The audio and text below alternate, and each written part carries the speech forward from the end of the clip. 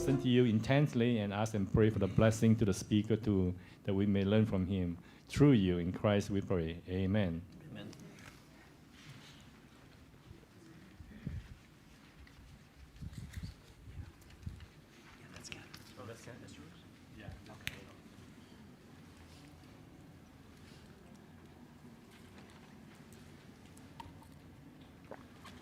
Okay, this evening we're going to take, yes? One more thing, just one last minute. It was so warm this afternoon, so I turned down the AC to 65 degrees. So if it gets cold, let us know, we'll bring it back up. Okay. So we're going to talk about essential oils. I was in Michigan a couple years ago, and I went to a church, and they didn't want me to talk about essential oils because they said essential oils were New Ager. And I said, why are they New Age? And this was the pastor and his wife and other members.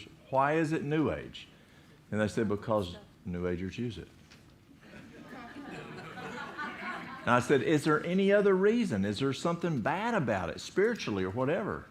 No, New Agers use it. Well, New Agers use water. New Agers use, they're vegans.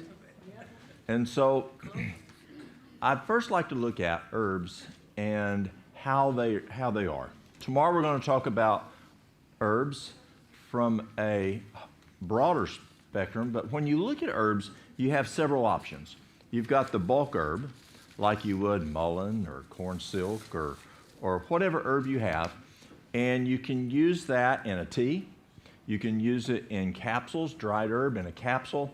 You can make fomentations with it. You can make poultices with it. And so you can use the herb that way. Now, when you use the herb, it has a shelf life. And the recommendation is, 6 months, 12 months to use that herb. But what if you want that herb to last longer? Well, then you can then do an extract. And tomorrow morning, we're going to talk about extracts, I believe.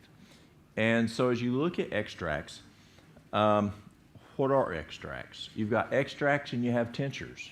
Someone asked me earlier, do you recommend tinctures? Well, I'd rather not use tinctures. I'd rather use an extract. And the difference is a tincture uses alcohol and an extract uses like vegetable glycerin. So I'd rather go with the vegetable glycerin because I'd like to stay away from the alcohol. Is there a difference? Yes. The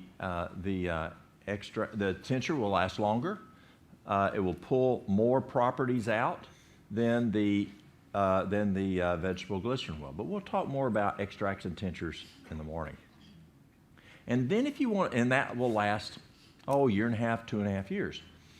But let's say if we want to go even more powerful, because extracts are really powerful, they're concentrated. But let's say we want to even go more powerful. Then you have essential oils. And essential oils are either pressed or they're distilled. 1 drop of peppermint essential oil, it would take 28 cups of peppermint tea to get the same medicinal benefit. I call it herbs on steroids. It's powerful. They really are. Just take, oil of oregano. That's really strong. And there's just, who's used different essential oils? Okay, what have you used? I'm a great believer in oregano. And in Oregon, you used to be able to get a bottle that wasn't cheap, about $30. It had oregano oil and it also had olive leaf mixed together. Okay. It was powerful. Excellent. Peppermint, lavender, oregano, thyme. Okay. Anyone else? Well, I've got this car on the lemon and grapefruit. Lemon and grapefruit. For on my way to work, smell it. Mm-hmm. Wait to see how. Yes. Yes. Yes. Frankincense and on guard. Frankincense and on guard. And clove. Yes. If in doubt, use frankincense, right? On guard is amazing stuff. On guard, it's some people call it thieves. Who's heard of thieves? Essential. It's a combination of different essential oils. And at Vanderbilt University, they went and took On Guard, and they looked at a table, they tested it for pathogen, they cleaned the table, and then they tested it until they had pathogen growth again. And I forgot exactly how it was. It was within the same day, within hours, it had pathogen growth again growing on that table, even though they'd used a quaternary. Then they put On Guard. It took 7 days before a pathogen could live on there. Isn't that amazing? That's huge. And so that's why we saw folks using On Guard as of late. Other essential oils. Eucalyptus, yes. Most of y'all have used eucalyptus. What do you think the number one essential oil in the world in utilization is? Lavender. It is lavender. But peppermint's huge. Peppermint's huge. You know, when we think of peppermint, we think of what? Using it for what? Headaches. Upset stomach. Pardon? Salmonella? Stuffy nose. Oh, stuffy nose. Okay, stuffy nose, yes. What? A sore throat? I'm not hearing what's many times the number one use of peppermint essential oil. Relaxation. Relaxation? Headaches? Some people, there's a company that put that oil in their trash bag. Uh-huh. So they wouldn't have problems with rats and mice. That's the number one use of it. It keeps out rodents. You take peppermint essential oil, put it on a cotton ball, stick it in your drawer. Mice don't like it. Rats don't like it. Put it on a cotton ball and toss it all over your attic. Squirrels aren't going to come. Spiders don't like it. We use it in the fire hall. Just put it in water and we spray it on around the corners of the walls. And spiders don't like it. We've used it for ants. Ants don't like it. And so it's a good item as a repellent. Yes, ma'am. Bed bugs, okay. Bed bugs, we use essential oils for bed bugs. We use essential oils for what? Lice? Oh, yeah. Oh, yeah. Best thing for lice is tea tree oil. It's time, that time of the year, school's getting ready to start back, and the mamas come in and they'll flood the store buying tea tree oil. And what we'll do is I'll tell them just to take it and just scrub. Well, first of all, you want to brush the little nits out, brush those out, and then we will just saturate the scalp and the hair with tea tree oil. Neat. Now, do you know the difference in neat? Neat means by itself. Or you could put it with a carrier oil, but if it's neat, it's just only that essential oil. And it has no problems. We rub it in really well. We get it through the hair, leave it on for 30 minutes, and then they will then use the shampoo and wash it out. And then on a daily basis, use their shampoo and put a little bit of essential oil in it, rub it in, and then wash their hair every day. Mamas will come in. They don't want their kids to have, what was it? Lice. For having lice. And so they will preventatively use the tea tree oil and the shampoo to keep their kids from getting the lice. Yes, sir. Do we sign up after sundown? Pardon? Oh. I'm just teasing. Yes. Do we sign up after sundown? Yes. So let's go back to the Bible. Does the Bible have any oils that it talked about? What about this right here? What's going on here? And what is the oil? Spikenard. Yeah, it's spikenard. Then took Mary a pound of ointment of spikenard, very costly, and anointed the feet of Jesus and wiped his feet with her hair, and the house was filled with the odor of the ointment. Now we're looking at, I'm trying to remember exactly, it was either 1 cup or 2 cups in volume worth. It makes a pound.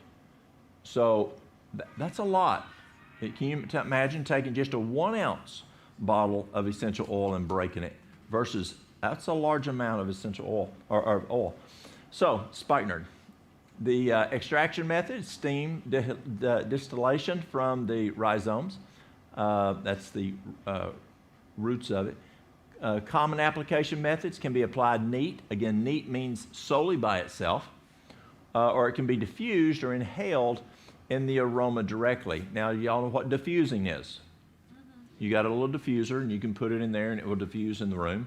What do folks diffuse a lot? Lavender, tea tree oil, eucalyptus, a lot of different things folks will use. Common primary uses, it's for aging, anxiety, candida, cellulite, convulsions, depressions. It's a detoxing product. It's a diuretic. Emotions, gas, flagellants, indigestion, helps with indigestion, insomnia. So those of y'all who can't sleep, spikenard might be something to help you sleep. Irritated skin, menstrual issues, muscle spasms. It's used as a perfume. Pink eye, rashes, seizures, stress, tension, ulcers. That's a lot of stuff, y'all.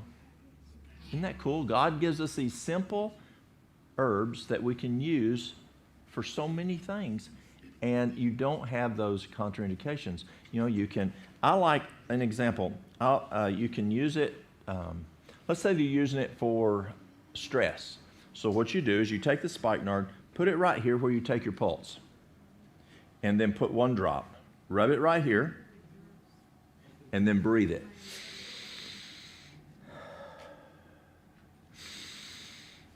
What am I doing? Pardon? I'm getting it into the bloodstream. Right here, transdermally, it's going into the blood, right here and here. So it's getting into the blood very rapidly. And then when I'm breathing it, what's going on? It's getting into the lungs, and it's getting where? Into the blood.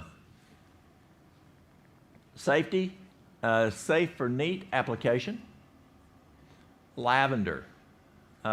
Extraction method, steam distillation from flowering tops. Common application, can be applied neat. Diffused or inhaled aroma directly. It can be taken orally. Flavoring in food and beverages. Now let me share with y'all, people will say, well, Walt, I didn't think you could take essential oils internally. And they'll say, well, some companies say do not use internally. Well, it could be for 2 reasons. One reason, it may not be 100% pure. The reason may be they just don't want to take the liability and someone taking essential oil and something happened to them.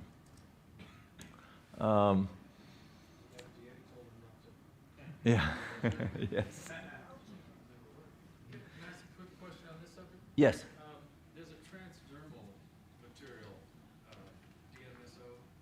Have you ever, for to get it through the skin and stuff, have you ever combined it with that? Yes, as a driver. It is a driver? Yeah. And actually, peppermint in and of itself is a driver, but you can use the DMSO along with an essential oil, but be careful because it's a driver now, and you're going to really be pushing it in. But I use DMSO as a driver, yes.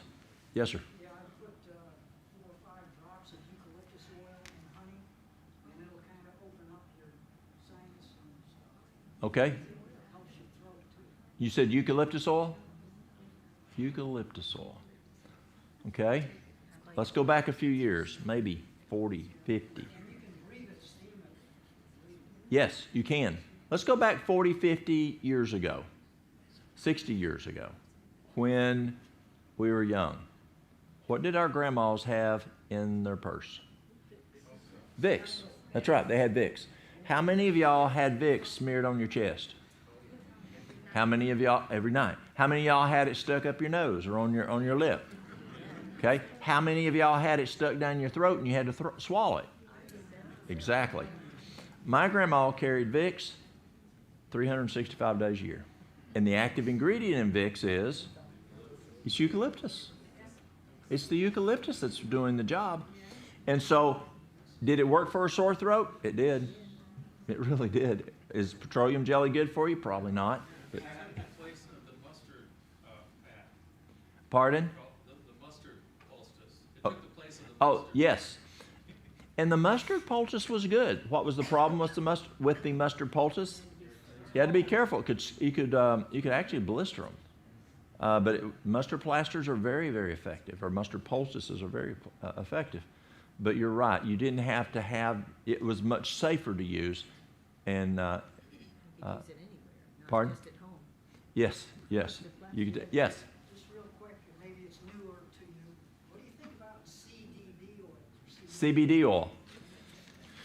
Well, it was a huge issue. We don't see, it's kind of not a big issue now. You have some CBD oils that have THC in it below a certain percentage, which is legal in the state of Tennessee. Or you can have it that doesn't have any THC in it all, which could be coming from hemp, or you can get CBD oil or CBD from corn. There's a sleep aid that has CBD in it, and it's from corn, and it works very, very well. I take it. I use it.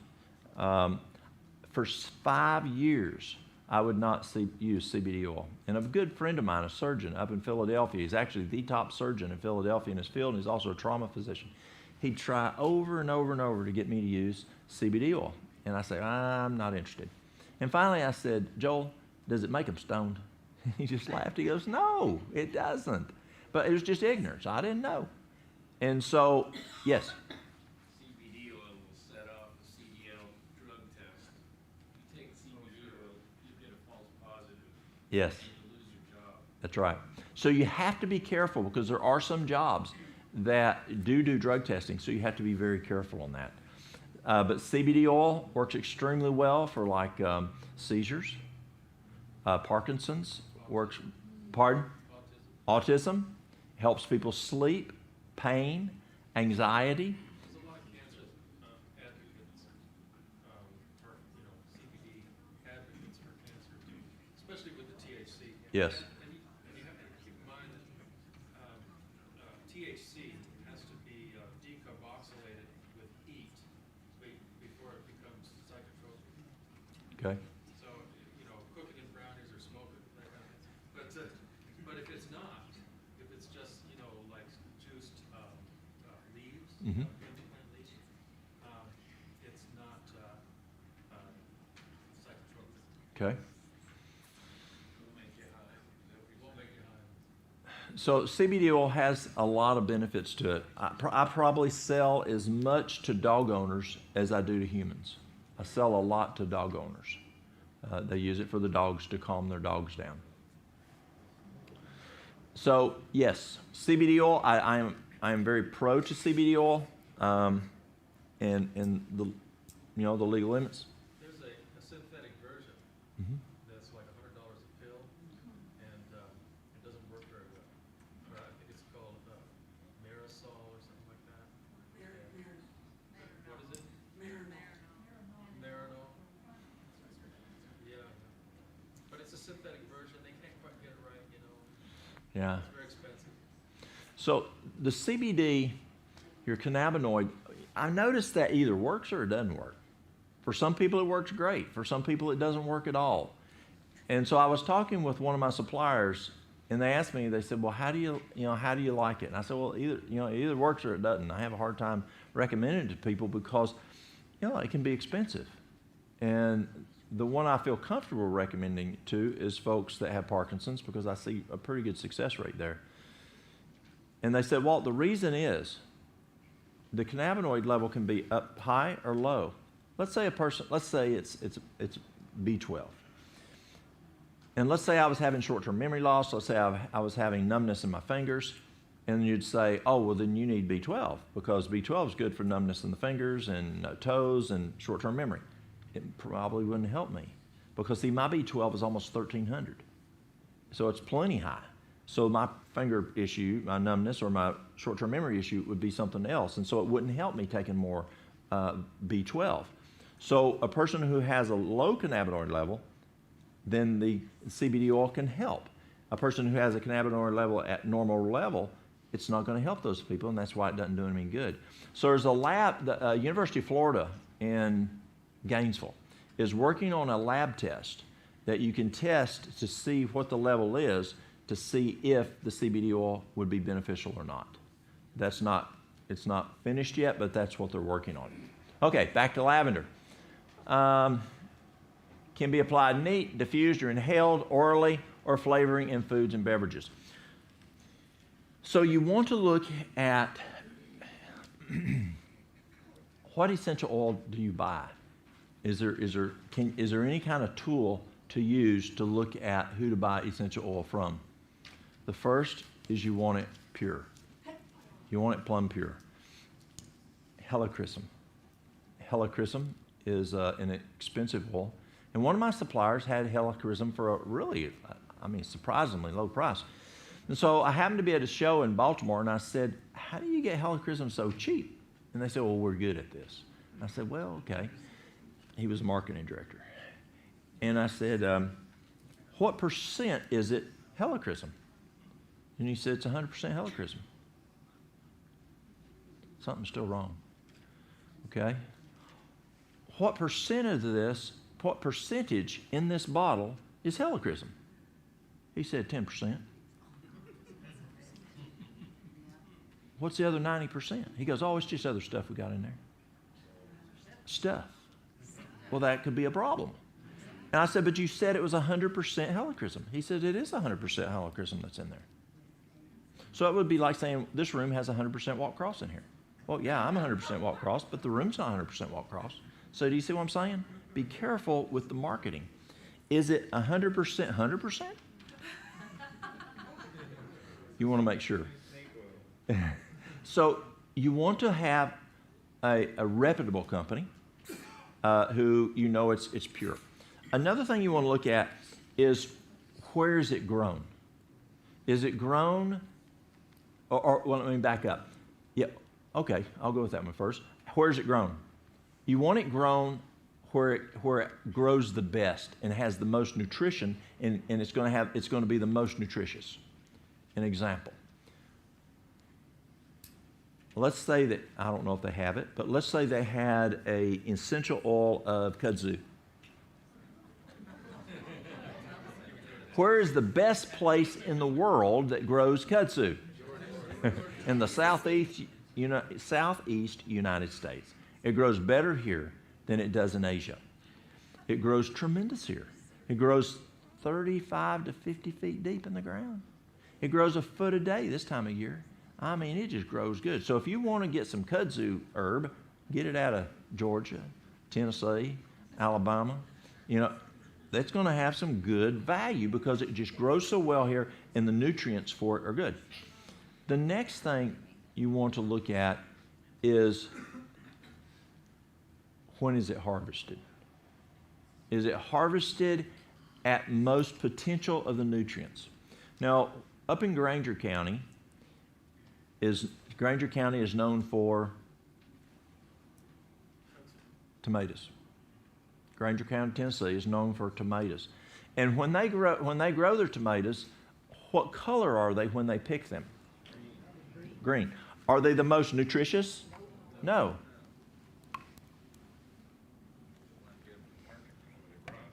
That's right. So they don't rot, they pick it early. So you want it what's called vine ripe, right? To have the highest nutrients in that tomato. If you have an herb, you want it harvested at the most nutrition. And so good herbal companies will go and they will test the herb on a weekly basis as it's growing. And they watch it every year. Can rainfall affect it? It can. And so it's not just X weeks. They want to harvest it at the highest nutrition. Who's grown hay? Okay? So let's say, and so as hay grows, the nutritional value goes like this, and then it goes down like this, right? So it's up like this, and it's raining. Is there a problem? Do you cut hay? It's at the highest, so can I go ahead and cut it? No, what happens? Yeah, it's going to mold. So you've got to wait until it's dry enough to cut it, and what are you starting to do? Lose nutrition. Or let's say there's a big front coming in. It's going to last for a couple of weeks, and you're about right here. You may have to gamble and go ahead and cut it. It's not going to be as tall, not as much nutrition. And in dairying, Dad was always looking at what's the most nutrition I can get out of it, because that nutrition will help to determine how much our milk production is. So Dad wanted it here. So he would pray it didn't rain when it was here. But you're coming up like this. You know it's going to rain for a couple of weeks. By the time you could cut it, you may be down here. So you then gamble and say, okay, we're going to cut it here. You're going to be okay. It's not going to mold, but you're going to lose some of that nutritional value. Does that make sense? The same thing happens with herbs, but with herbs, you want to make sure you harvest it when it has the most nutritional benefit. A lot of this comes in other countries. Third world countries, they're just selling this stuff. And you got buyers out there just saying, give me stuff. You know, it smells like lavender. Yeah, let's go for it. And so the nutritional value there, the therapeutic value is not there because it wasn't harvested at where it has the highest nutrition. Another problem out there in essential oil companies is you'll have them where they'll just buy it off the market in drums. You'll have a company and they need lavender, and so they go and they look at what's out there and they buy barrels of lavender, 100 barrels, 1,000 barrels of lavender. They don't know where it comes from, maybe. They definitely know they are not involved in that testing process. They're just buying what? Lavender. And so when you get it, then you really don't know the therapeutic, strength of it. So you want to look for a company that's involved. Who's ever heard of 1 Degree? 1 Degree up in Vancouver? Y'all have seen the bread that's 1 degree? Okay, 1 degree means that family, they buy it from this family and it's only 1 degree away. And so 1 Degree, it's an Adventist company up in Vancouver, Washington, and they actually, you can look on the back of a box. You can look on the back of their products and you can see the farmers picture who grew it. They know those people. They know they go and they know what the soil quality is. They know the people personally. They know that they're honest people. They know what their seed is. They know how they take care of it. They know all about this farm. And 1 Degree. And so you want an essential oil company that has that relationship with the growers. They're out in the field. They know what's going on. If you want that best quality essential oil. And so we're using essential oils here. It could be you just like the smell of it. It could be you just want to run mice away. And I don't really care a lot about what the quality is. I just want the mice not to be around. But if I'm wanting frankincense, especially the cost of frankincense, or helichrysum, or rose petal. Roses are expensive. I think it takes 2,000 petals to make 1 drop. It's amazing. Frankincense is expensive. So you got to look at what are you using that essential oil for? If you're using it medicinally, let's say you have brain cancer. Well, then you want a good quality of frankincense that you put on your thumb and you hold it for 2 minutes, and you do that a couple times a day. That frankincense is going to go up through the roof of the mouth. It's going to go through the blood-brain barrier, and it's going to attack the brain cancer. You want a good quality. You don't want just something someone found on the internet. Also, you want to make sure it's 100% pure if you're putting it in for flavorings in your food. You don't want something that says, well, it's only 10% orange and the rest of is other stuff. If you're putting that in your food, you don't want 90% other stuff in your food. You want healthy stuff there.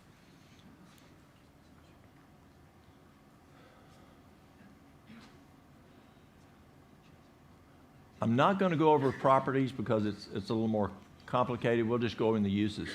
It's helped to calm agitation, allergies, anxiety, appetite loss, arrhythmias. We were talking about arrhythmias earlier today. Atherosclerosis, clogged arteries, bug bites, stings, blisters, boils. It soothes the breast, burns. It's excellent for burns. Lavender is one of the best things you can pour on a burn. You can spray it on sunburn. You burn your hand on the stove, pour lavender essential oil on there. Works very well. It's used for cancer. I'm looking for George Fletches. You're the guy I talked about, George Fletches? Dr. Fletches found that, did he talk to y'all about lavender for breast cancer? Yes. He found that lavender, the chemical, and he found this on NIH, National Institute of Health, lavender has the same chemical in it that the chemotherapy used for breast cancer. He uses it neat on the breast, equal on both breasts, and several times a day, and it works very well for attacking breast cancer. Frankincense is also another good one to use for that, but it works very well for breast cancer, and it has the same property that they found to be beneficial in the chemotherapy. Chicken pox, it helps with concentration, convulsions, dandruff, depression, diabetic sores, diaper rash. It's a diuretic. It's good for exhaustion, fever. You can use it for gangrene. Again, gas and flagellants. Gnats, it helps to repel gnats. When I go out in the garden, I might use lavender. It's one of them. I use different ones, but lavender's one that you can use. Grief or sorrow, it's good for dry hair, fragile hair, hair loss, hay fever, herpes simplex, hyperactivity. You got a child that's a little hyper, calm them down. Impetigo, inflammation, insomnia. You can put a little drop on your pillow and breathe it, and it'll help you fall asleep. Itching. It's good for jet lag. Dry lips.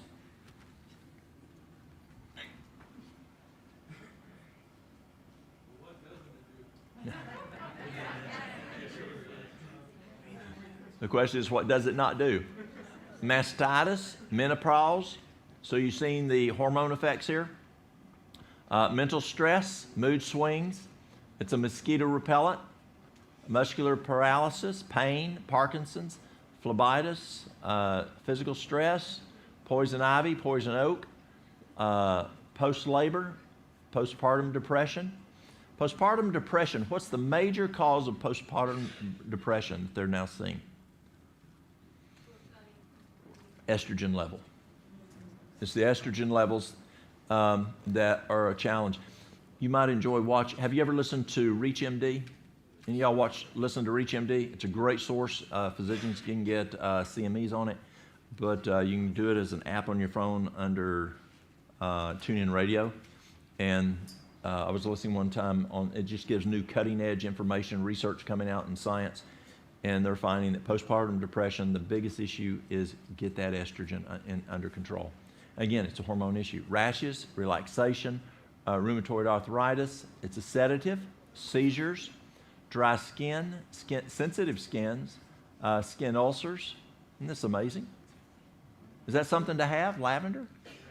Yes, helps sleep, stress, stretch marks, sunburn, of course, because of the burn aspect. Tachycardia, what's tachycardia? Heartbeats over 100. Grinding teeth, teeth pain, or teething pain, tension, thrush, tick bites, leg ulcers, varicose ulcers, vertigo. It works very good in vertigo. It works very good. We mix it with several of them, but it works good. And it's one of the components we use. And there's a product out there called D-Vertigo. It's the best thing I've found for vertigo, and it has lavender in it. Withdrawals, worms, wounds, rankles. Safe to use neat. When in doubt, use lavender. Yeah. Very powerful. Here's your next one, eucalyptus. Extraction methods, steam distillation from the leaves. Common application methods can be applied neat or diluted 1-to-1 for children and those with sensitive skin. So if you can tolerate it neat, that's good, but if you can't, you have sensitive skin, then you can use it 1-to-1 with a carrier oil. And my favorite is the fractionated coconut oil. Fractionated coconut oil works very well.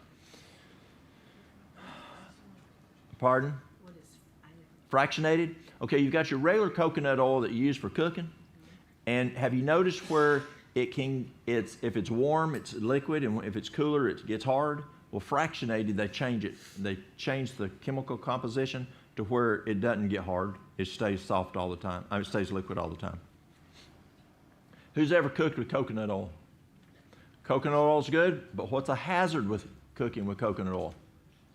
It has a lower flash point, and so it can catch fire faster on the stove than some of your other oils. So be careful walking out of the room when you're cooking with coconut oil, because it will actually flash faster than your other oils will and start a fire in your skillet. You can diffuse it, or you can inhale it, and inhale the aroma directly. Who's ever heard of albuterol? Okay. Albuterol has some challenges, some side effects, and a good friend of mine, actually I had two people tell me about how to use it. One was that surgeon up in Philadelphia, and the other one was Dr. Agatha. So what you take is if you have an issue and you're having breathing problems, it could be what's going on out there right now, or it could be you're just having some breathing issues. It can be and a person who albuterol would be beneficial, bronchial dilator. What he said to do is take your nebulizer and fill up to the top line with your distilled water. You can use normal saline, and then you put in, say, 4 drops of eucalyptus oil and nebulize it. It's amazing. I've done that now with folks for probably, 19 years, and it works better, they say, than the albuterol. So you don't have to worry about the financial issue. You don't have to worry about the side effects. And that's the eucalyptus. And that's working extremely well in folks that are having some challenges with what's going on right now with breathing. Yes, ma'am. The common allergies that, people take Claritin and all the other ones for. You could try it and see how it works. Mm-hmm. Yeah, for allergies, my favorite for allergies is nettle tea or nettle extract. And then there's that new product. That product just came back in because they were trying to figure out NAC, by Buried Treasure, who's out of Pikeville. And that is Allergies. That works extremely well for allergies. And it has nettle in it also. Y'all have heard of, I'm sure y'all have it at the VM, Buried Treasure? Yes. Yeah, excellent product. And it's interesting, I was at some health show somewhere out west, and there was a doctor out there, and he was selling those products, and I didn't know they had that many. Back when I came back to Tennessee, we only had one of the products. And I looked on it, it said Pikeville, Tennessee. I thought, that's interesting, Pikeville, Tennessee. And I'm from Squatchy, that's just down the road. So I got back home, and I called them, and I said, so y'all are in Pikeville? And I said, do you know the Burks? They're in Pikeville. We are the Burks. I said, no, I'm talking the Burks that bake bread. They said, we are them people. Well, my folks went to school with them at Highland, and I went to school with them at GCA. And so good people, very good people. So I like it. It's fellow believers. East Tennessee, money staying here in East Tennessee, and they're ranked #1 in the United States as a liquid mineral company. Wow. So that speaks highly of them.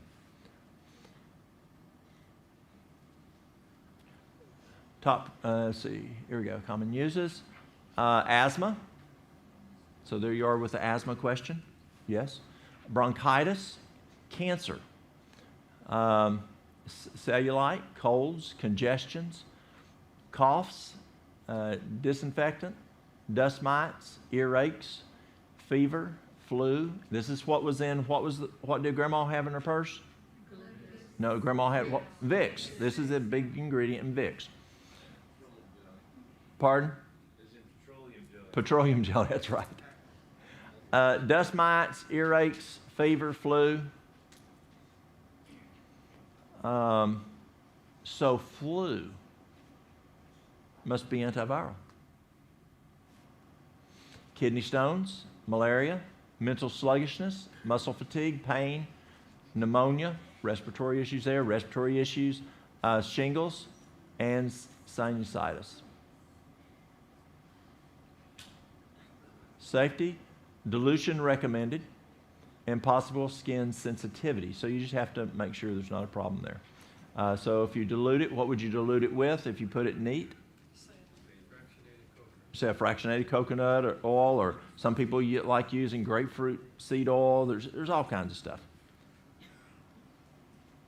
Peppermint. Who's used peppermint? Absolutely, yes.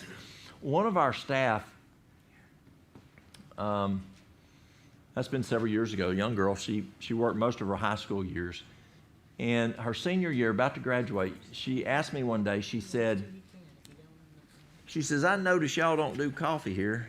It must not be good for you. I said, no. She said, I'd like to stop doing coffee. And I said, okay, that's good. She said, I do coffee because it helps me. It helps me stay awake for school in the morning. Is there something else I can do to help me stay awake?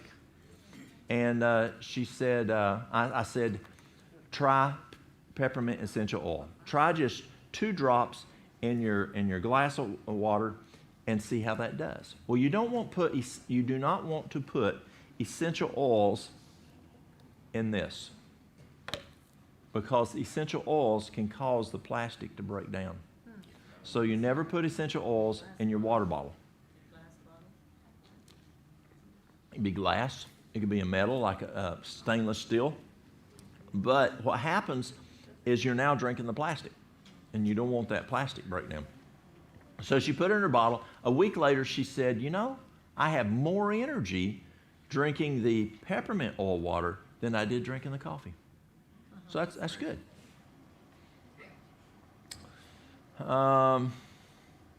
Steam distillation from the leaves. Common application can be applied neat meaning direct, or you can dilute it 1-to-1 with carrier oil. It can be diffused or inhaled aroma directly. It can be used orally, or it would be flavor in foods or beverages.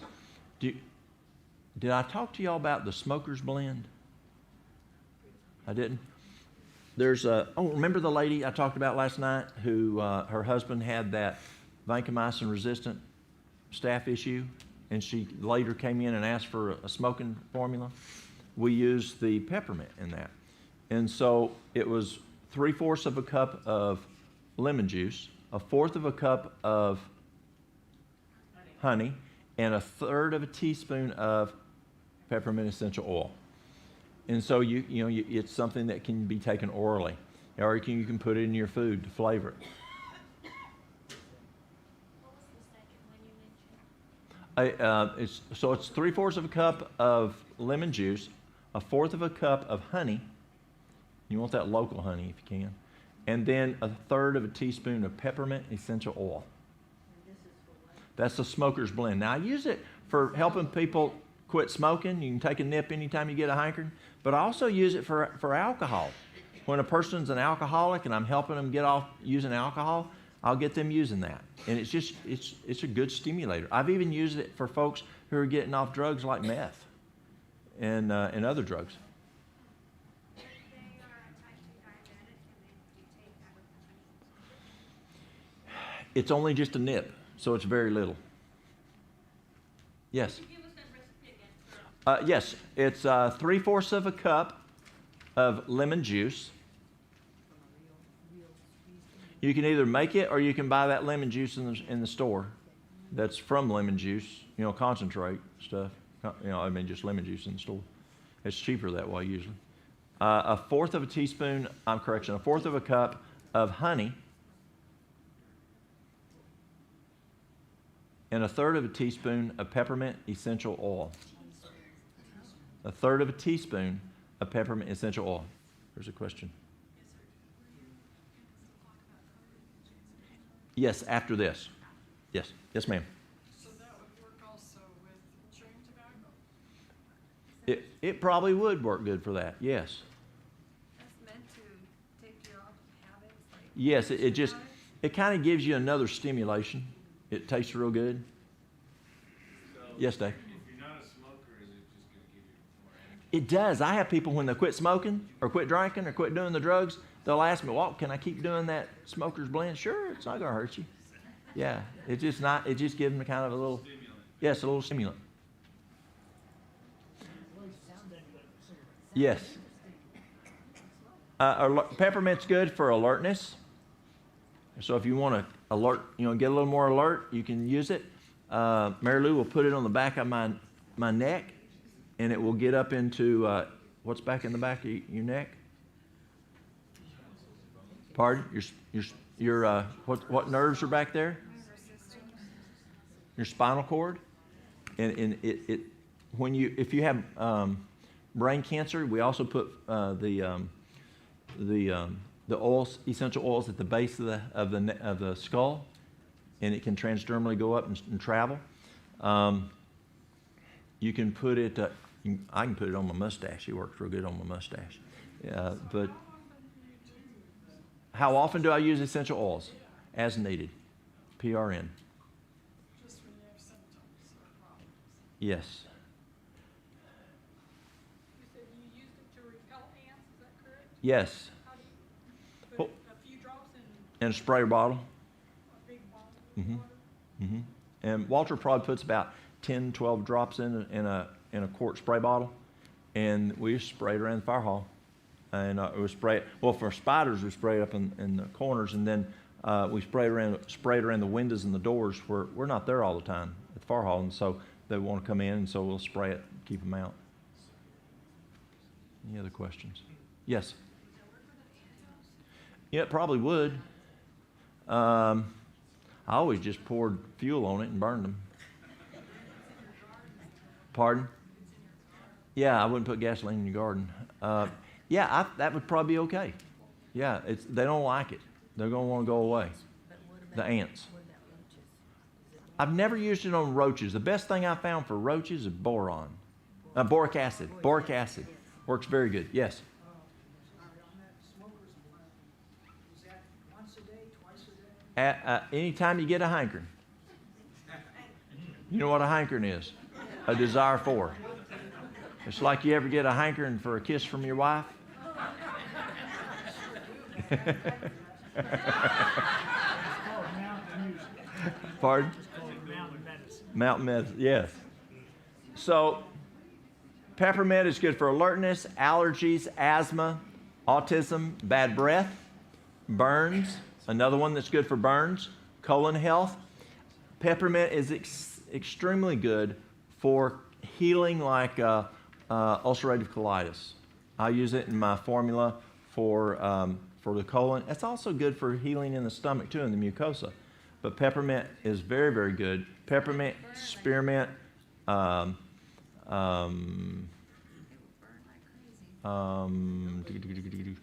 boy, marshmallow root. How do you apply it? Oh, you can just put it in your water and drink it.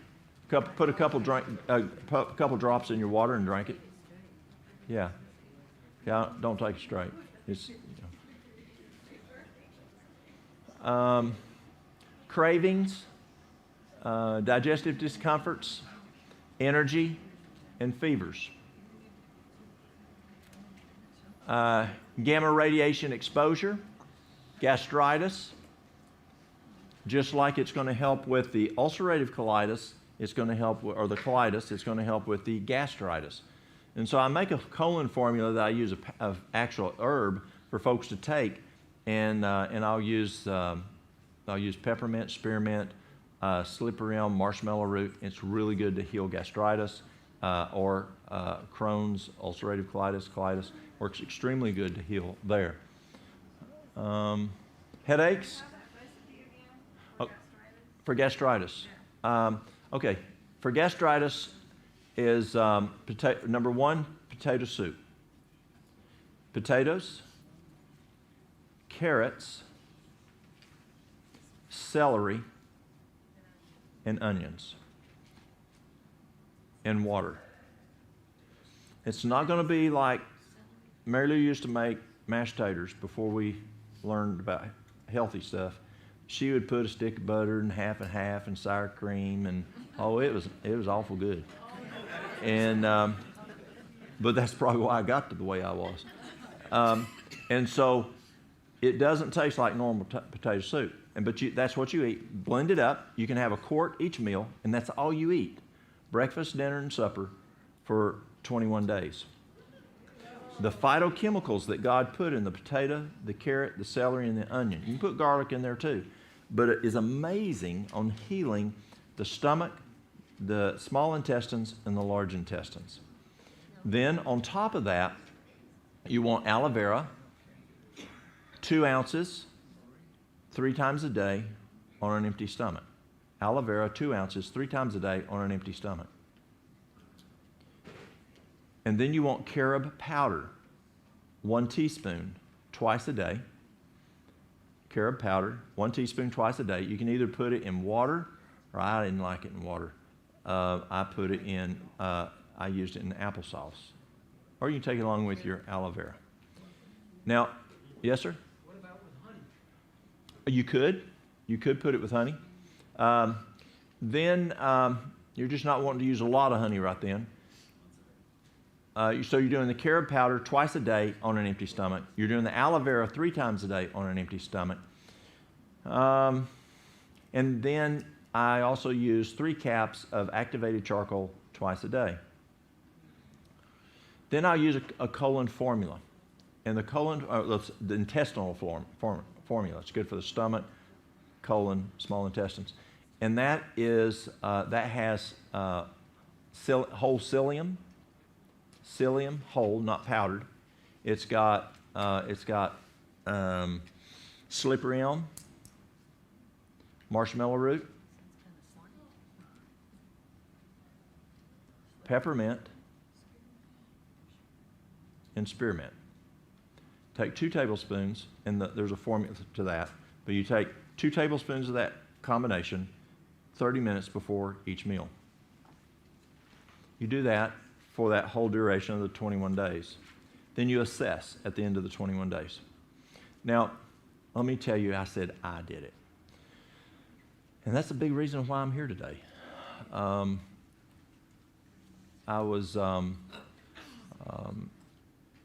I got ulcerative colitis in my mid-30s. I was on prednisone around 60 milligrams, probably stayed mostly at 60 milligrams for 2.5 years. I was on Imiran, Asacol, and finally everything stopped working. Plumb, stopped working.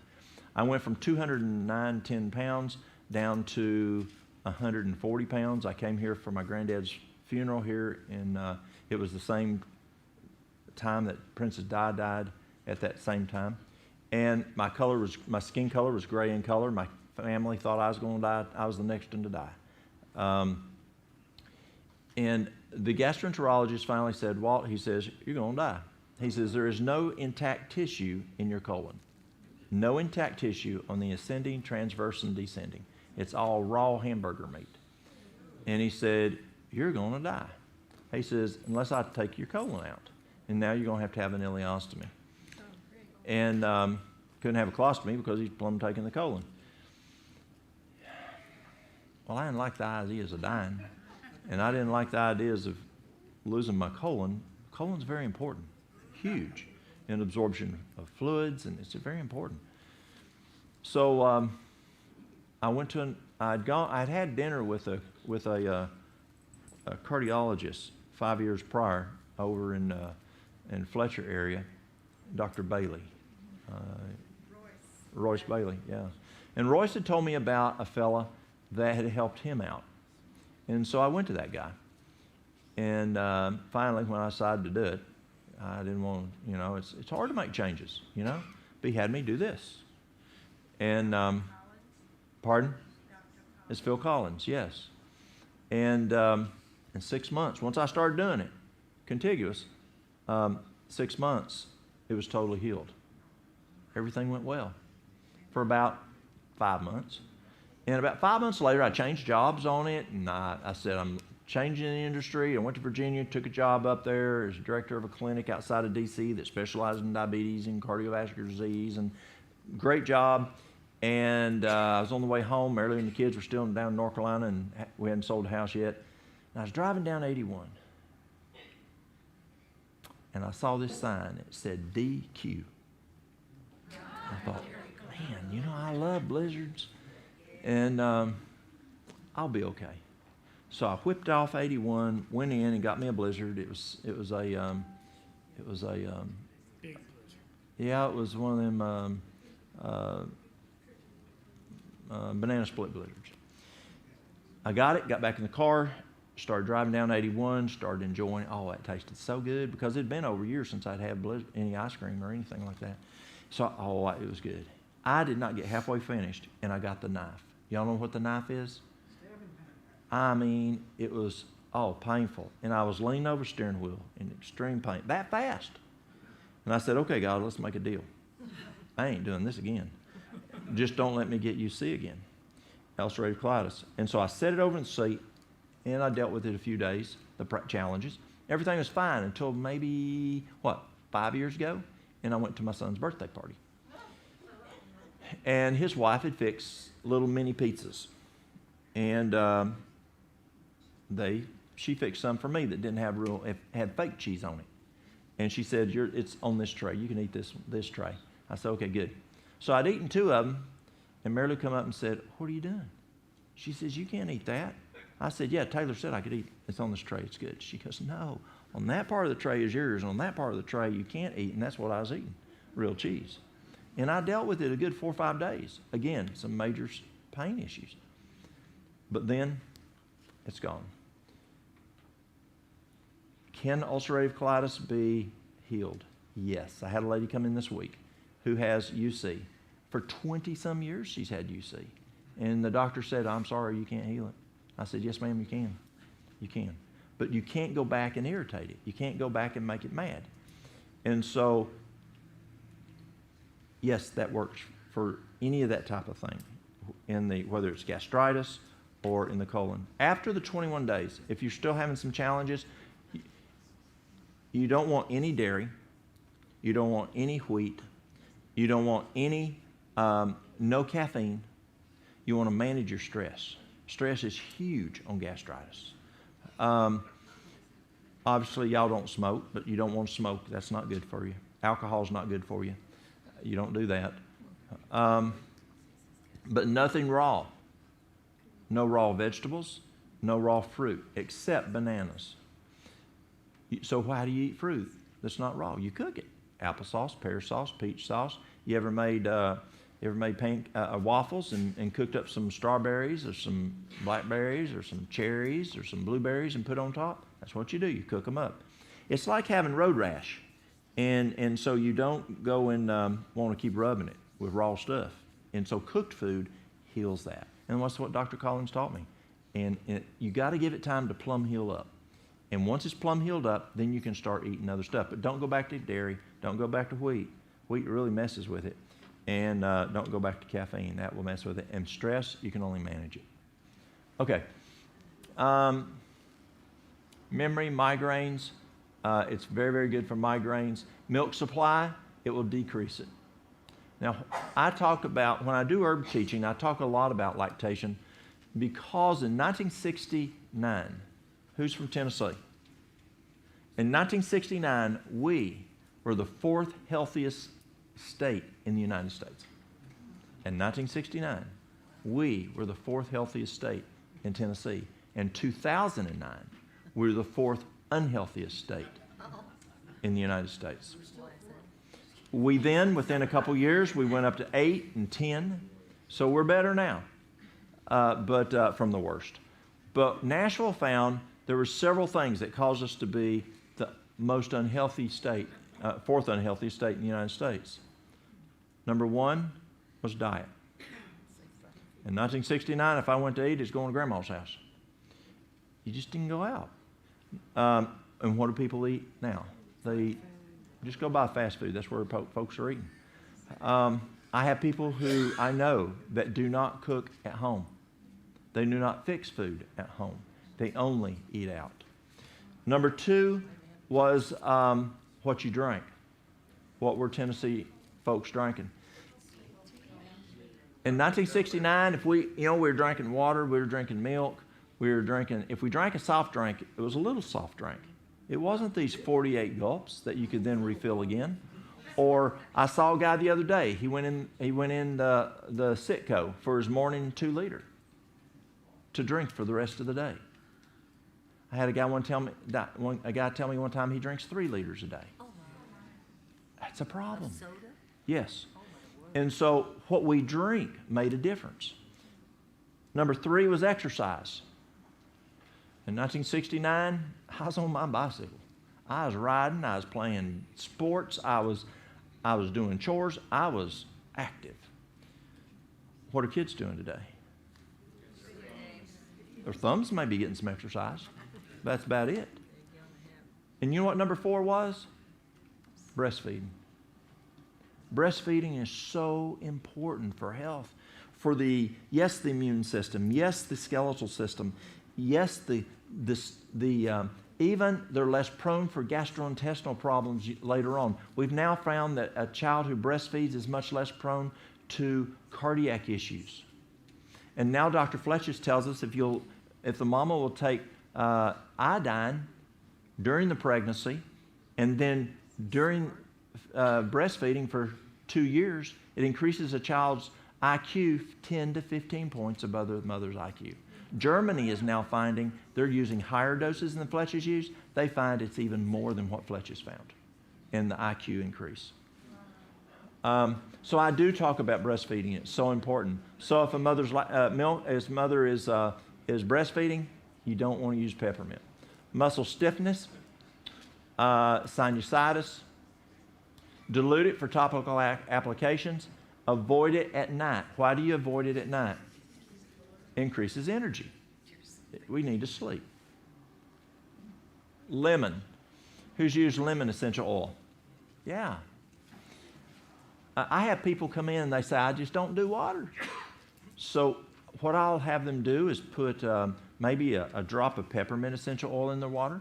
Now again, they can't put it in the water bottle, a plastic bottle. I'll have them put lemon, a drop or 2 of lemon in it, a drop or 2 of grapefruit extract, maybe a drop or 2 of wild orange, and that, it's good. It tastes good and it's healthy. It's a cold express from the rind. Common applications can be applied neat. Avoid direct ultraviolet light for up to 12 hours after using on the skin.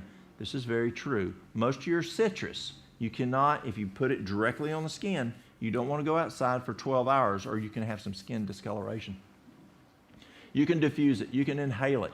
You can use it orally. You can put it in capsules. You can put it in beverages. You can use it in cooking. So lemon is really used. Allergies, arthritis.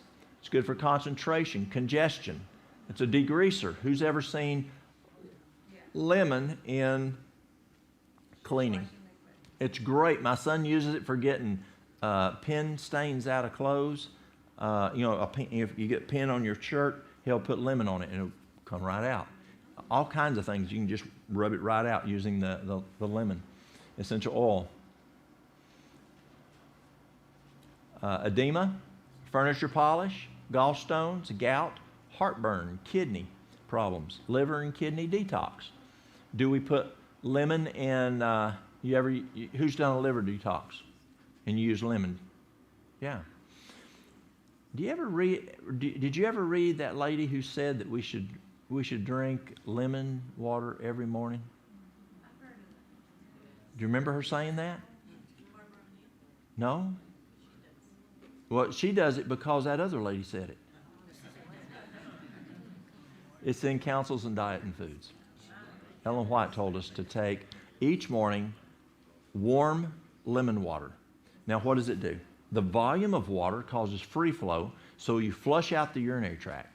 So you're cleaning out toxins from the night. You just flush it right out. The warm water stimulates peristalsis. The lemon helps with pH. It helps you to become more alkaline. It helps you it's an anti-inflammatory, so it helps with inflammation in the system. And it also, lemon is a very good antiviral. So it helps us to prevent, getting a flu or something. And it helps with, what does it help with here? It helps with kidneys and it helps with the liver. Do we need to take care of our kidneys and liver? Especially if you're on medications. Yes, ma'am. How much?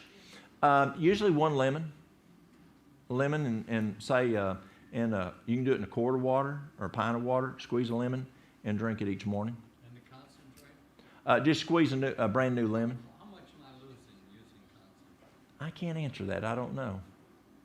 The question is, would concentrate work as well?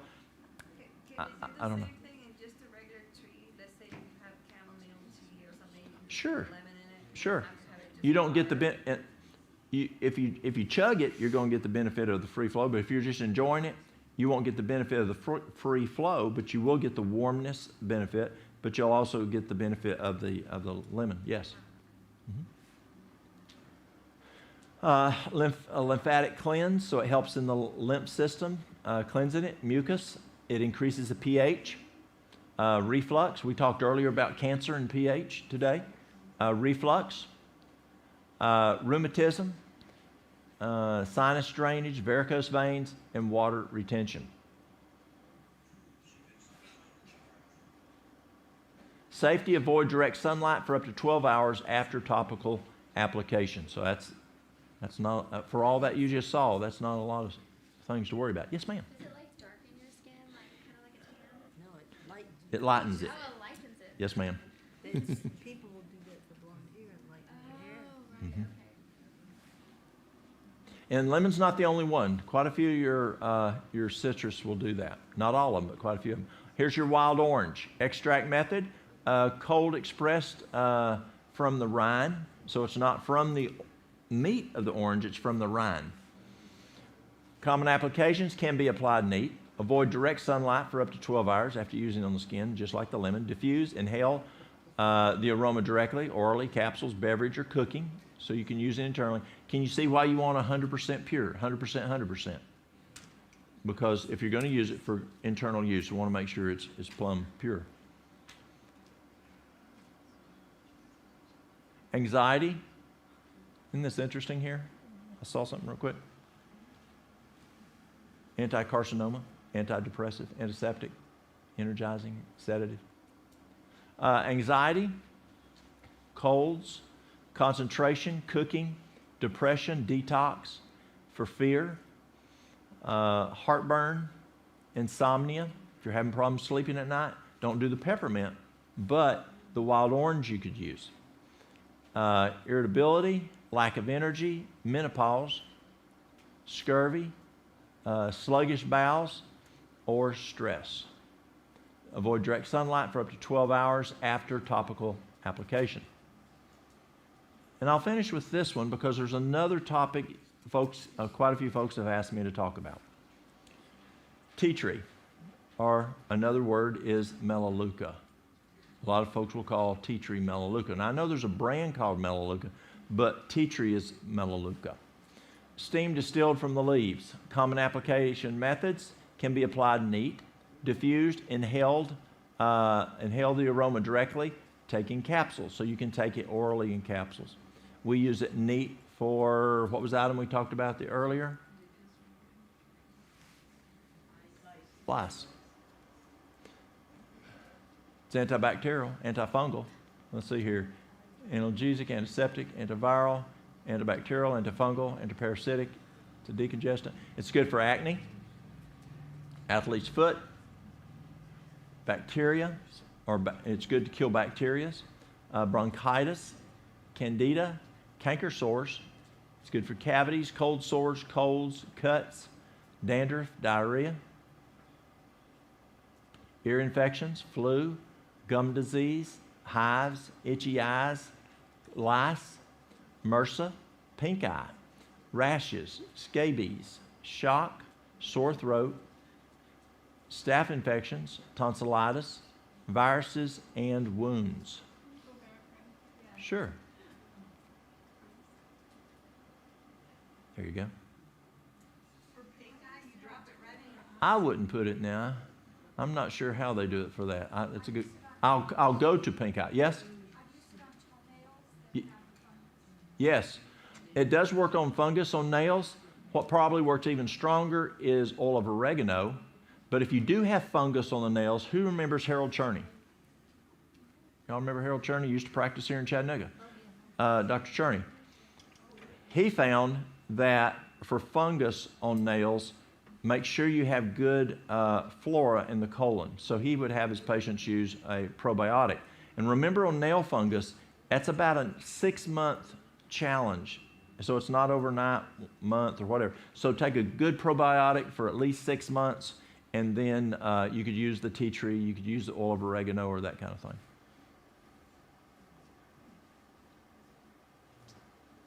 Safe for neat application. Okay, the other item, Yes, sir. Think about what I'm asking you Yes, sir. before you answer. I envy your memory. I know it helps with PowerPoint and you're telling it over and over again. But for us, even when we write it down, it's hard for us to remember this. What do you credit such a great memory to? I got a terrible memory. It doesn't sound like it to us. I do. You're giving so much information. Yeah, I wish I had a much better memory. Yeah. Well, what do you think Yeah. we got then, if that's what you've got? No. It's, Maybe somebody else can answer better than I, I can, but I'd like to know. the question that someone said, God can bring things to our heads. So many times, you're trying, what do I do? And God will bring it to you, and what it needs for, God will bring you stuff. One It's thing true. you're saying over and over again is you're learning what the natural does. And a lot of this you've learned one at a time. Mm-hmm. It's coming to us all, but just, We're hitting it We're all tr- at one Yeah. time. if we're trying to remember some of these things, even Yeah. writing it down, I can't remember it. But it's true. The more you do it, the more you remember. Okay. The more you do it, the more it's going to help your brain to be able to remember. because you're Exactly. getting it out. Exactly. Thank you. And lifestyle makes a big difference. Yes, sir. Can you comment on essential oils and how they might affect pets? Thank you. That's a very good question. The question is essential oils and pets. I'm very glad you brought that up. Dogs are pretty good okay for the most part. But if you got cats, be very careful. You can kill your cat with essential oils. So if you're going to use essential Use the word oils, kill. yes, sir, it can kill a cat. In a diffuser or direct? Either way. Really? Be very careful Are they with. too strong? It's too strong for cats. Cats are very sensitive. And so if you have a cat, do your research if you want to use an essential oil, if you can use that in the house. Now the question was pink eye. Would you use that for pink eye? I wouldn't. But what I use for pink eye, you can use a charcoal poultice. You can use breast milk. You can use fresh goat's milk. Colloidal silver. You can use cow's milk, fresh cow's milk. When I go to Africa, it is not uncommon for the women for about 3 months, to squirt breast milk into the baby's eye, infant's eye, to keep from any type of infection. It's done in the Caribbean. It's even done in the Appalachian women would do it. And they probably learned it from the Indians, I don't know. But the Appalachian old women would use breast milk in the baby's eyes to prevent infection. And yes, it will get rid of pink eye. My favorite for pink eye is golden seal tea. Put you a teaspoon of golden seal in a glass, 1 cup of water, make a tea, and then let it sit for at least 30 minutes. Now, this is the only thing a coffee strainer is good for, is this, because I've used paper towels and it rips apart, and you don't want those granules from the golden seal in the eye. So a coffee filter works really well. Pour your golden seal tea in there. It will keep those granules, or you can use it cut and sifted and don't use the powder. And then you can just apply it to the eye every couple hours, and it will wipe out pink eye. Is there a question over here? Yes, ma'am. Going back to the nail fungus. Yes. I got a question. I had a problem with nail fungus, and I had read somebody said online they made a paste of baking soda and multi borax with just enough water to make a paste, and they put it on their toenail, and just kind of after a very short time, it took care of it. So I tried this, and it also fixed the problem for me when nothing else happened. Excellent. So I want to know, is borax safe to use topically like that? Did you have any problems? I didn't, but my sister, who's always into natural things, actually was using a tiny little bit of it in water for candida. Uh-huh. And that was a little scary to me. Mhm. And I've read conflicting things about that, so I was just wondering if you would comment on the safety of borax, if you had heard of anyone using it Yes. internally or externally. People do use it internally. I've used boron internally. And people will take 20 milliliter borax and they'll put it on their garden. And then, like Jamaica and even some places in the States, it will be low in boron. and that will build the boron so it gets into the food. So it can be used internally, but I've never used it internally. What is, like, is borax boron? Is that, It must have. I know people. Can someone answer that? I don't know but I know people use 20-multine borax. It is boron. Okay, I figured it must, but I didn't know for sure. So yes, he says it is. okay, so it's supposed to be good for fighting candida, but I think you have to be super careful. I'd be careful using that. Boron is good to take. Boron is good for the bones. It's good for a lot of folks will use 75 milligrams of boron. They'll use it for arthritis. They're using it now for COVID. They're using it for the immune system. So boron is very good for us. Yes. You're welcome. So help us out here. Teach us something. So you used how much and how much? And It was 50, it was like. 50-50. Yeah, like say a teaspoon of multine borax to a teaspoon of baking soda, and then just enough water to make a paste. Mhm. And then just, if you like, put that on your fingernail, your toenail, and just put, a Band-Aid over it, sleep with that. And I had a nail that was so thick with fungus that when I used that, the nail, like, it just killed the fungus, and the nail was no longer attached, and it fell off. Yes. And then it just grew back normal. How long did you use it? I used it literally 2 nights. And did you push it in the sides up No, under here, or I you just topically just put it on? Just packed it on, just Okay. a paste on there, and Well, then that's just great. folded it over and put it on. Yes. And then I've tried it again, but I will say, if you're a lady that likes to wear nail polish, your nail polish will not stick on that nail again until it grows completely out. I have no idea why, it just falls right Okay, off. make sure I say this right because I need to say it to the folks listening out there. You had a nail fungus on the foot. You used 20-multine borax to baking soda, not baking powder, baking soda, Baking soda, correct. 1-to-1, added enough water to make a paste, applied it, put a Band-Aid on top of it, and 2 nights, it was gone. Actually made my toenail fall off. Made the toenail fall off. Okay. That's great. Thank you. I'm excited. Yeah. I used it when it didn't have much fungus, and it just made the fungus go away. I actually have Excellent. pictures of before and after. Okay. That's good news. I'm excited. That's a problem. I've used borax, heaping tablespoon, stirred up in a couple glasses of water. Now I've done it a number of times, it's never bothered me. Okay. My brother used it for a fungus long-term for like weeks at a time, and it really helped with some kind of rash he was Mhm. having. Okay. Never bothered me. So he used, again for the listeners, you used borax and water and for multiple episodes. Okay. But I would recommend that they do research. Yeah, absolutely. It never Yeah, bothered me. I wouldn't recommend borax internally unless they really were Yeah. doing it. Yeah, that's what I'm I saying, mean, they have to do their it own has research. toxicity, not like. But I had no negative effects. Okay. Yes, ma'am. Okay. Yes. You care to, I just was interested in that arthritis Yes. comment there. On arthritis, how many of y'all remember Bob Jorgensen? Bob's mother, Miss Jorgensen. She had significant arthritis issues. She was a retired nurse, and she used the boron, and it went away. Plum went away. And she learned that from Dr. Fletches. How do you, Just take the pill, 75 milligrams.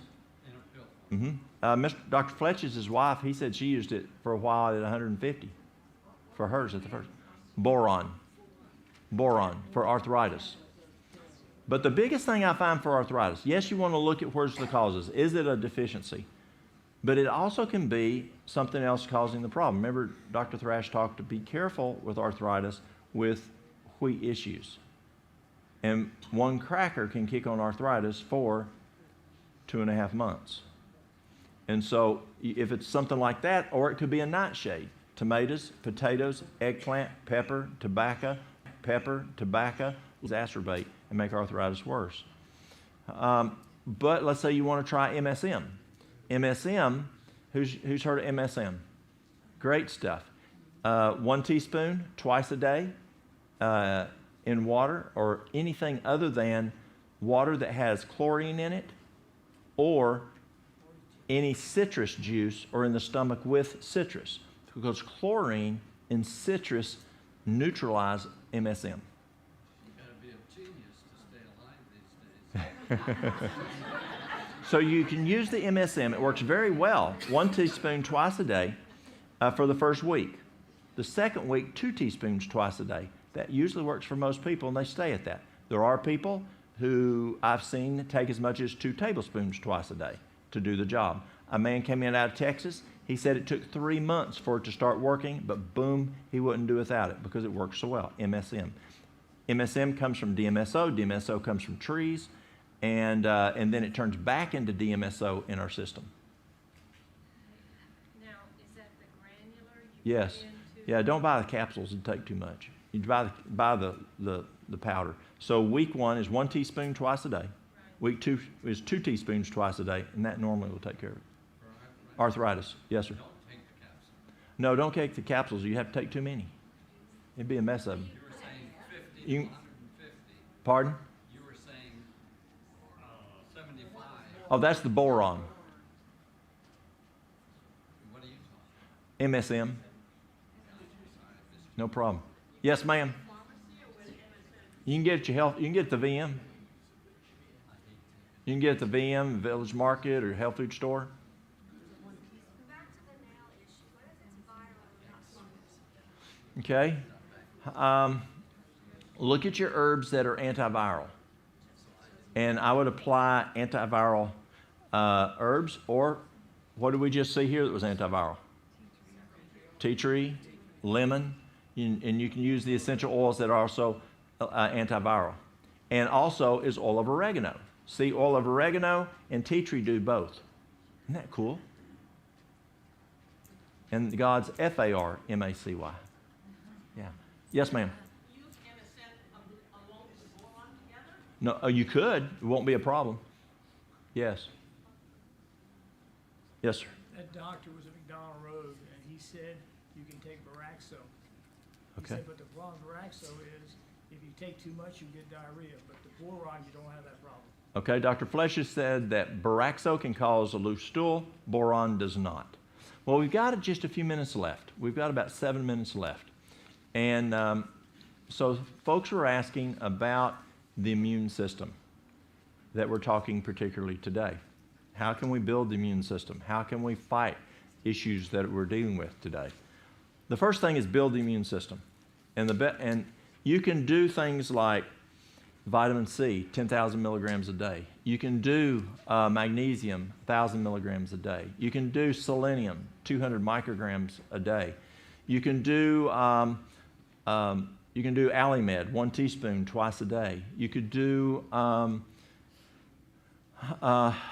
did I mention elderberries? Elderberries, teaspoon, tablespoon twice a day. You can do NAC. You can do colloidal silver. All of these items you can do to build your immune system to try to keep it as strong as possible so that a virus cannot get you. But you miss your sleep. You eat sugar. You have stress. You will undo I've seen it so many times. People who come into me who do all those things or most of those things which should work, and I'll start investigating. Was there sugar utilization? Was there stress? Was there sleep deprivation? And I'm finding it is yes. So we've got to keep those guys up. That's very, very important. Yes?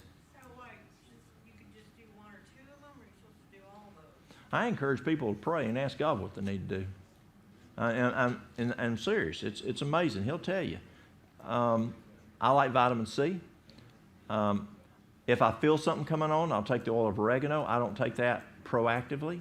I take it as if something's happening. I do take vitamin D daily. A vitamin D level you want a vitamin D level up around 100. We were talking about vitamin D earlier, about cancer. There's a doc down in Atlanta. She treats treats cancer with vitamin D. And she pumps it way up there. I keep mine at 80. Your vitamin D? Mhm. Excellent. And, but at one point, I got to 110. That's and okay. The doctor was like, No, you're okay. cut back, Yeah. You're okay. Oh, okay. I mean, does it matter how high, or? It does. If you get it too high, you can start having problems with kidney stones, and it can also give you arrhythmias. So yes, you want to keep it in, but around 100 is not a problem. 100 what? It's usually around 130 that we start seeing some issues. But What form of vitamin D is it? D3, D3 stays in the blood twice as long as D2. How many IUs? It depends on what you need. A lot of folks take 5,000. Some people are taking 10,000 a day. It just depends on what your blood level is and how much it takes for you to get it to that 80 to 100. And so it may take 50,000 a day for you to get there. It may take none for another person. It's person specific. I took my vitamin D a week ago, and I hoped it was in this week, but it hadn't come in yet. And so I try to take my vitamin D every once in a while to figure out what it is, so I make sure where mine is. Yes. Not enough, probably. Mary Lou's a whole lot better in checking her labs than I am. I do it about once a year. I probably need to do it once every 6 months. So if you spend time in the sun, like 30 minutes or more, will that suffice, or you still need to see? Good question. The darker the skin, the more time you need to spend in the sun. But also, it depends. Everybody's, again, different. It's not universal. It's not a cookie cutter. So you want to find, what's your K2? What's your magnesium doing? And so you really want to monitor that vitamin D number to see what you need to do to adjust. Also, time of the year, based on where the sun is. Now, let me cover what do you do in the event you get a problem. No. I had a guy call me the other day, and he lives here, and last night after I left here, he was in the hospital and got discharged, and I took him some stuff. If the person does have some major viral infection, you want to drink plenty of water. Folks are prone to having a stroke because they're prone to a stroke. Dehydration makes the blood thicker and stickier, so you're more prone to a stroke. And a lot of times folks, when they have a virus, don't feel like drinking water. Force fluids. They don't feel like eating a lot of times. Make sure they're eating. If they won't eat, then give them juice. Make them vegetable juice, not fruit juice. Not fruit juice, the fructose. You don't want the fructose. You want vegetable juice. And that's going to get nutrients in them. Could you use V8? Pardon? Could you use V8? If you did use V8, I would use a low sodium V8. So you're talking about your own vegetable. Your own vegetable juices that you're juicing. Or you can go down and buy, I'm sure the VM has, what's some of them, Naked and what's some other brands? Bolt House? Yes. And that's a good one. Yeah. So you could go and buy those. Or you can, pardon? Okay, check the fruit. Mary Lou says check that they don't have a lot of fruit in it. Or you may have a church member or a friend that has a juicer that you can borrow, and or they can juice for you. The other is you want to. Alimed has been found extremely beneficial. Extremely beneficial. Alimed, 1 teaspoon TID 3 times a day if it's a mild case. If it's a major case of infection, it's 1 tablespoon 3 times a day is the lab that produces it. That's the recommendation. That is the recommendation from them, not from me, from them. You're seeing, what is it, Wes Youngberg? Yes. Wes is recommending 50,000 IUs of vitamin D 3 times a day to 4 to 5 days, and then cutting back. I'm encouraging folks to do it. Stay at the 50 once a day until the symptoms are gone. But the first 4 to 5 days, Wes is having them do 50,000 3 times a day. NAC, vitamin C. Vitamin C, you want to do as much as possible to bowel tolerance. Vitamin C has a half-life of 30 minutes. So you need to use it throughout the day. You could do, say, 2,000 milligrams every 2 hours. To bowel tolerance, cut back. Selenium, iodine. You're seeing iodine being used for this issue. Iodine helps the rest of the work. Pardon? Iodine helps the other things you're using to work. Yes. Selenium is also a great catalyst to make things work. If it becomes a respiratory issue where they're having problems breathing, then we use you can nebulize the Alimed 1 ml 3 times a day is the recommendation. Nebulize 1 milliliter 3 times a day. You can nebulize the eucalyptus that we talked about earlier, PRN. Mullein. Mullein is phenomenal for lung issues. Again, if you're having a respiratory issue with a virus, use mullein. Phenomenal for lungs. Pardon? You can do it as a tea, or you can do it as an extract. I recommend the extract in this case 3 times a day, 2 mLs 3 times a day. It's amazing how well it's helping with lung function. Both the eucalyptus and the mullein are bronchial dilators. But mullein is good for just many regions of lung function. Yes, ma'am? Have you heard of hydrogen 35%? Yes. Yes, folks are just, there are folks out there are diffusing hydrogen peroxide, yes, and seeing benefit. Hydrotherapy.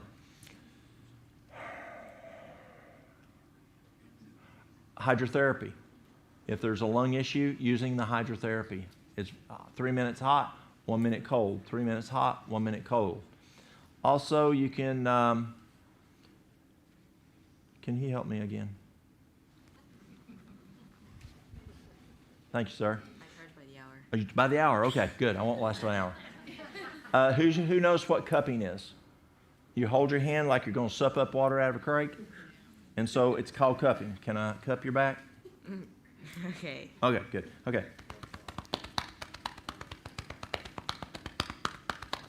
This is the only time you're allowed to hit your wife. My wife. Well, I know. And so that's chest PTs or chest percussion, or it's cupping. And respiratory therapy uses it, physical therapy uses it, and it helps to break things up. Thanks, sir. Now, another thing you can do is called proning. Who's heard of proning?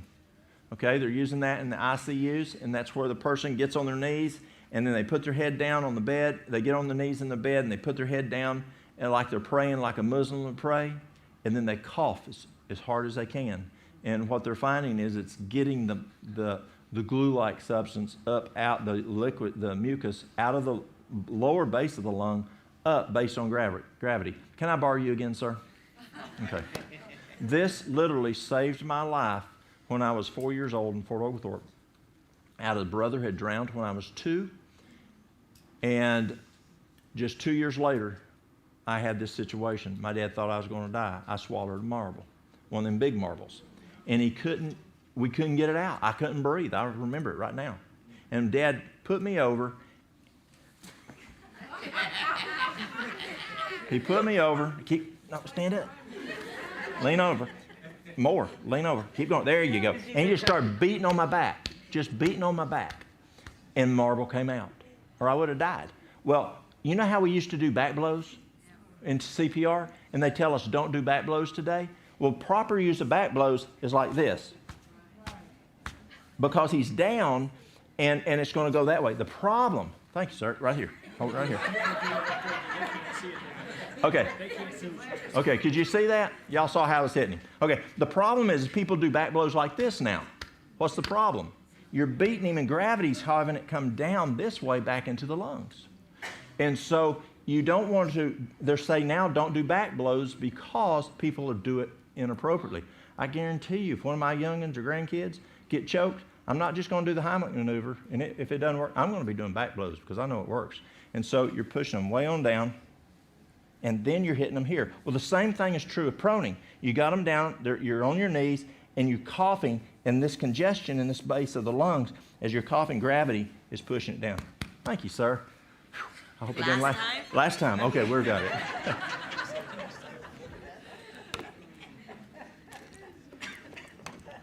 You're a good sport.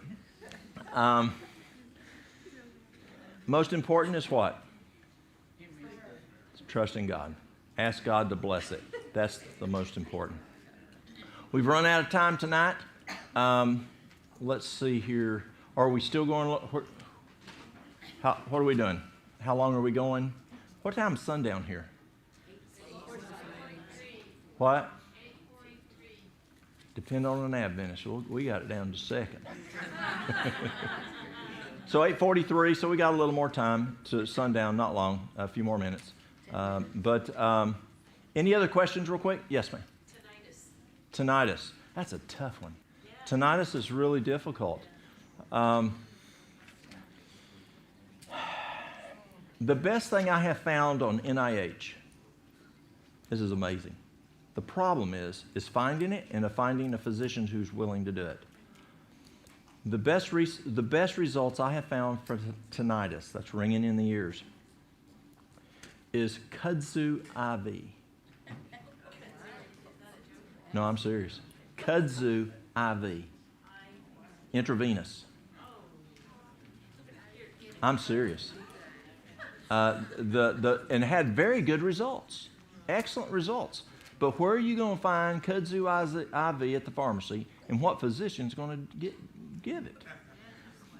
When I was in Africa time before last, a lady told me there, she's tinnitus is easy.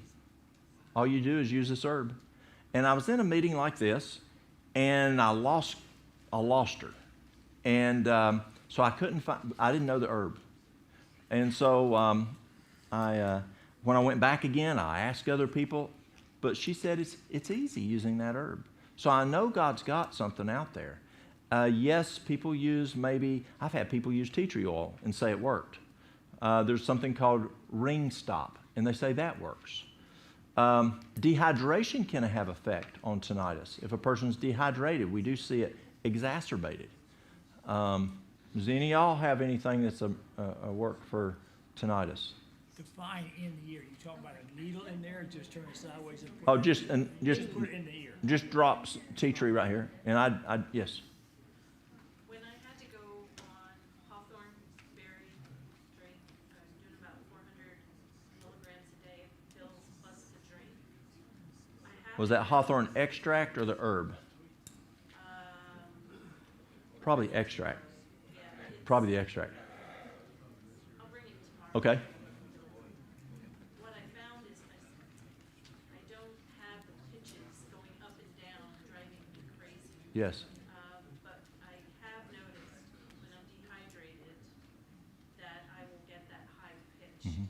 Hydration, I know, has an effect on tinnitus, Yeah. or can have an effect. That's the only thing. But just getting rid of that Mm-hmm. was very helpful. Good. Because if it is ringing, it is so hot, I don't hear it Mm-hmm. now with the hawthorn berry. Okay. Just when I'm dehydrated. And the hawthorn tea, I'm drinking it all day long. Yes. So I'm not dehydrated. Mm-hmm. I am today Mm-hmm. because I'm not drinking like I Yes. usually do. And I can hear some of it. Mm-hmm. So, but at least it gets rid of some of that annoyance of the pitch. You may want to try ring stop. Who makes that, Mary Lou? Pardon? You know, she's got a point. You tried Divertigo also. Some people have said that Divertigo has helped their tinnitus. I forgot about that. Yeah, she's right. Yeah, but no, she's right. Some people have told me that Divertigo does help.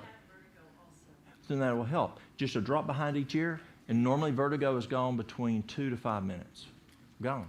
There's a doctor down in LJ who could not drive to Atlanta. He had business in Atlanta, and he couldn't drive anymore because he'd get on I-75, he'd get vertigo, and he couldn't even tell where to move. So he'd get in the slow lane and pray he's not in a curve, and then try to slowly move and stop and not get ran over until things slow down. He uses Divertigo, not a problem. Proactively, he uses it, and it works well. You can get it, just go online and get it, Divertigo, D-Vertigo, then Vertigo. It's got it's got like 5 essential oils. That's all it is, just essential oils. You can make your own. Look at the ingredients and make your own. It may. I don't remember. It may. Pardon? Rebounding? Okay, it may have. I don't remember everything. Yeah. Rebounding is a really good tool. It's tremendous. We have one coming Wednesday. Good job. All right. Now, be careful. Be careful. Dr. Cherney talked me into getting a rebounder for our gym. And I put it in the gym. I bought 3 of them, put our patients on it. And the next day, everybody was sick with flu-like symptoms. So I called Cherney. I said, Cherney, everybody's sick. What's going on? And if you knew Cherney, he'd just laugh. Oh, he's just a jolly fella. And you just started laughing. And I said, Cherney, why are you laughing? And he said, Walt, what'd you do? And I said, I did 15 minutes BID, 15 minutes twice a day. And he just started laughing again. I said, why are you laughing? He said, I did the same thing. He says, makes sense. But he says, the patients you have coming, they're sick people. They're lethargic people. I mean, they're not active people. Their lymphatic system is clogged up. It's not turned on and flushed. And he says, you just flushed it on high gear. Because when you jump on a mini trampoline, it increases the pumps 10 times. 10 times. And now you just flush that sewage. Liver can't handle it. He says, here's what you do. 5 minutes, 3 times a day for 1 week. Then he says you can go 10 minutes, 3 times a day for a week. And then he says you can go your 15 minutes twice a day or 3 times a day. What do you want after that? And he says you're fine. But it is phenomenal. If y'all ever call me for a consultation and I might get a little winded, it's because I'm rebounding while I'm doing consultations. Yeah. The brand? I have a NEDAC. A NEDAC. I've got a NEDAC at the office and I have a cellar sizer at the house. Yeah. Yes, ma'am. Leaky gut? Leaky gut, yes. I'm learning more about leaky gut. I'm not there yet. It's a course I'm taking right now, and trying to learn more about it. You don't know it all? No, I tell you. Excuse me. Garlic appears to be good. And do you know for sure if you have it? Well, I had it 20 years ago. Okay. So The way you can know for sure if you have it, there's a test that you can take. It's called a I don't have my phone. Intestinal permeability assessment. Intestinal permeability assessment. Now they can test for leaky gut through a stool sample, but it's really not that good. It's better to have a urine sample. And what you do is you drink this fluid, which has macronutrients in it. And then you collect your urine for around 5-6 hours. And then you shake it up and you take a sample and you send it to the lab. If it has the micronutrients in it, then you have leaky gut, because macronutrients should not be able to be absorbed in the villi, only micronutrients. And so that's how you know definitively if you have it or not. A big part of leaky gut is it can be the foods that we eat. Processed foods affect it. It's better to have whole food, plant-based. It's also very important to chew our food well. Chew, chew, chew, chew. Chew your food until it's baby food. Consistency. That digestion process affects leaky gut. There are those that feel that things like wheat could have a challenge. Gluten could cause problems with it. It is felt that garlic is one of the best ways to treat it, and that's good, but you want to find out what your root cause is so you quit. And look, your villi looks like your finger. You got blood vessels here, you got a lymphatic vessel here, and it can either look like bullet shots or it can look like lesions, or the top can kind of look like a flower up on top.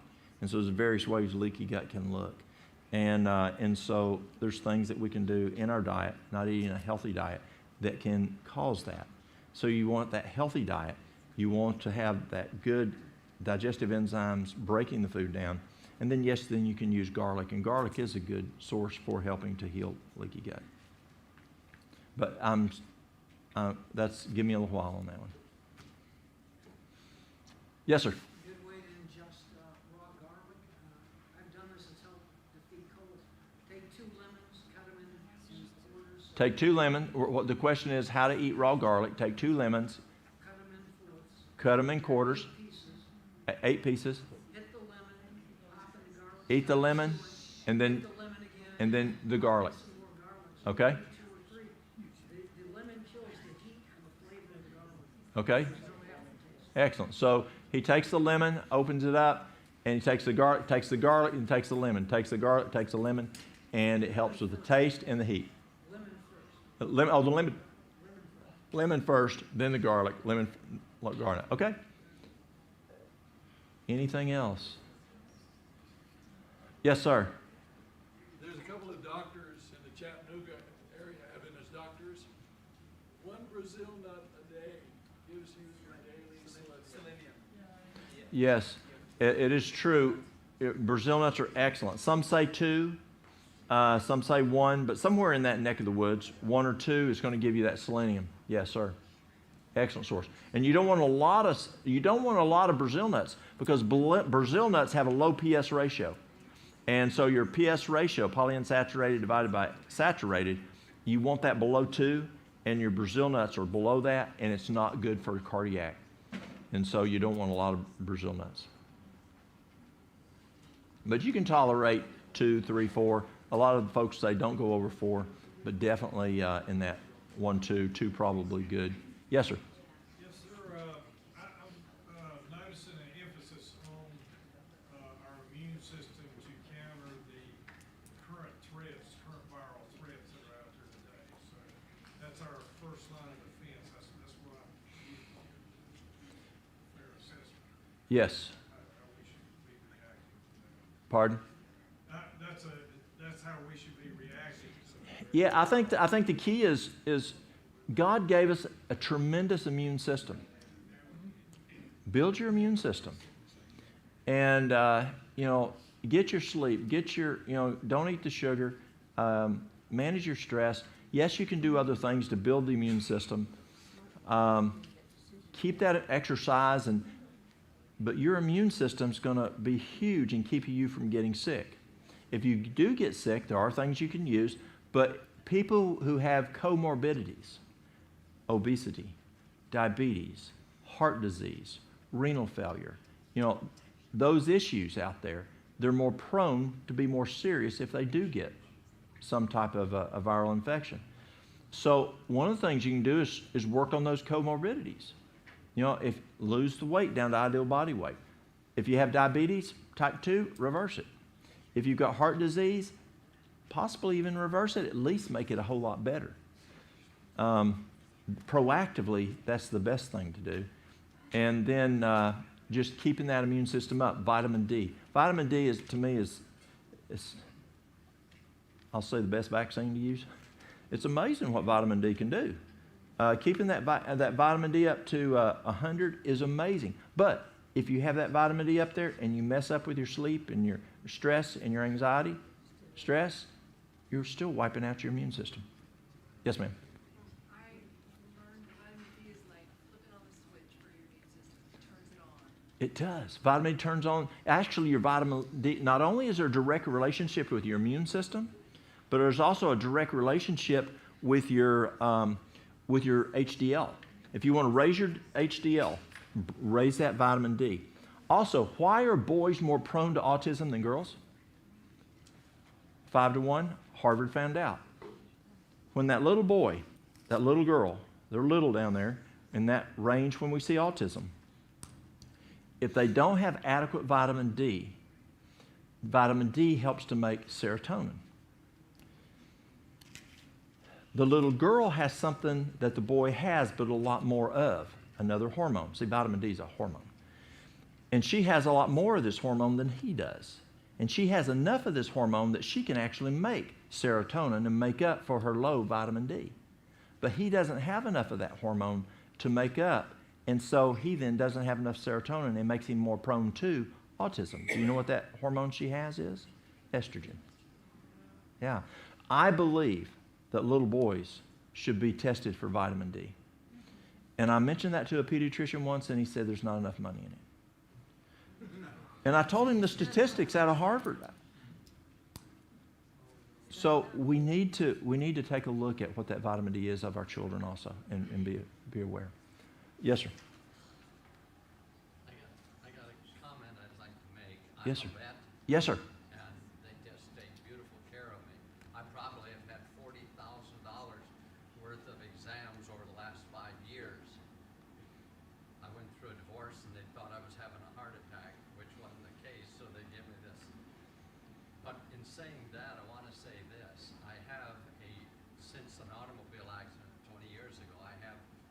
potential of urinary infection, serious. Mhm.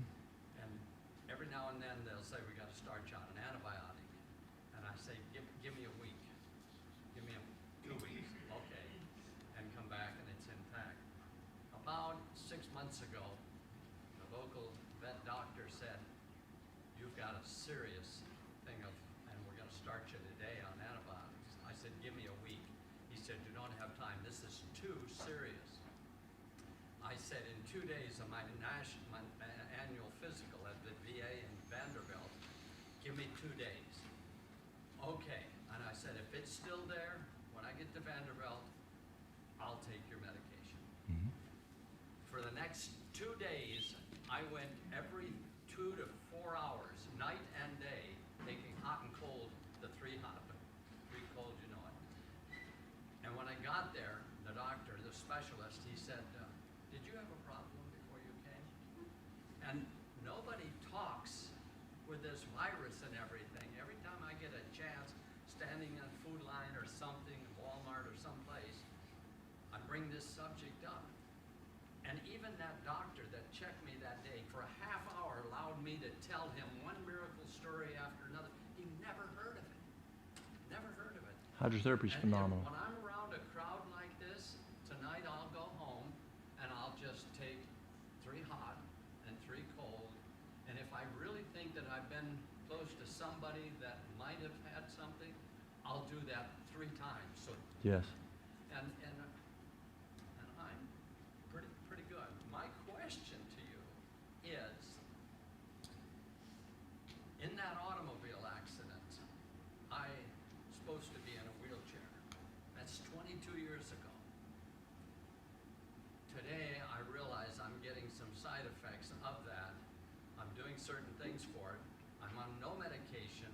I'm 82 years old. And I am starting to get, like, balance is a problem. I can bicycle yet, skied 2 years ago yet, but I don't have that.